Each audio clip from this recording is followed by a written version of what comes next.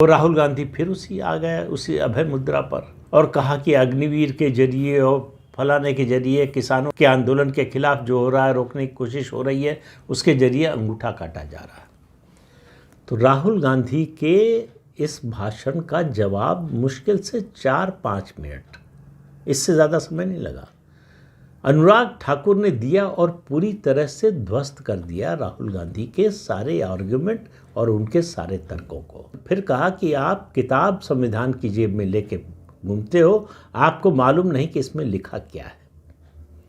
तो अनुराग ठाकुर ने संविधान की प्रस्तावना पढ़कर सुनाया, जो राहुल गांधी ने कभी पढ़ी नहीं होगी।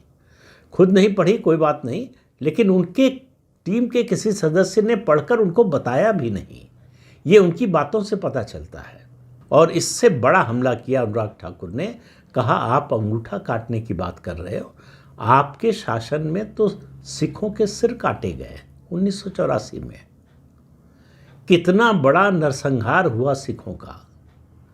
आज़ादी के बाद से देश में सबसे ज़्यादा सांप्रदायिक दंगे कांग्रेस के राज में हुए। ये उन्होंने कहा नहीं, मैं कह रहा हूँ, सबसे ज़्यादा बम विस्फोट में लोग मारे गए कांग्रेस के राज में। और संविधान के साथ जितना खिलवाड़ कांग्रेस पार्टी ने किया है, बार बार उदाहरण दिया जाता है, आज उसको दोहराने की ज़रूरत है। पहला संविधान संशोधन 1949 में आया। देश का पहला आम चुनाव नहीं हुआ था। जवाहरलाल नेहरू को इस देश के मतदाताओं का जनादेश नहीं था। उनकी सरकार निर्वाचित सरकार नहीं थी, वो निर्वाचित प्रधानमंत्री नहीं थे। उनको नॉमिनेट किया था वाइसराय ने, माउंटबेटन ने 1946 में। तब से वो प्रधानमंत्री थे। इसके बावजूद जब आपके पास मैंडेट नहीं था, तब भी आप पहला संविधान संशोधन विधेयक लेकर आए। और किस लिए लेकर आए?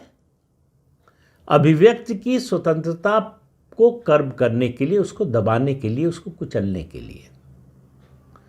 और सुप्रीम कोर्ट में वो मामला चल रहा था। 2 पत्रिकाओं पर प्रतिबंध लगा दिया था जवाहरलाल नेहरू की सरकार ने। वो दोनों पत्रिकाएं, एक पंचजन्य, एक और जो है वामपंथी विचारधारा की पत्रिका थी केरल की, दोनों सुप्रीम कोर्ट गए और इनके प्रकाशन पर प्रतिबंध लगा दिया गया था। सुप्रीम कोर्ट ने कहा कि ये अभिव्यक्ति की स्वतंत्रता पर हमला है, ये फंडामेंटल राइट पर हमला है। और दोनों पर लगे प्रतिबंध को गैर कानूनी डिक्लेयर कर दिया।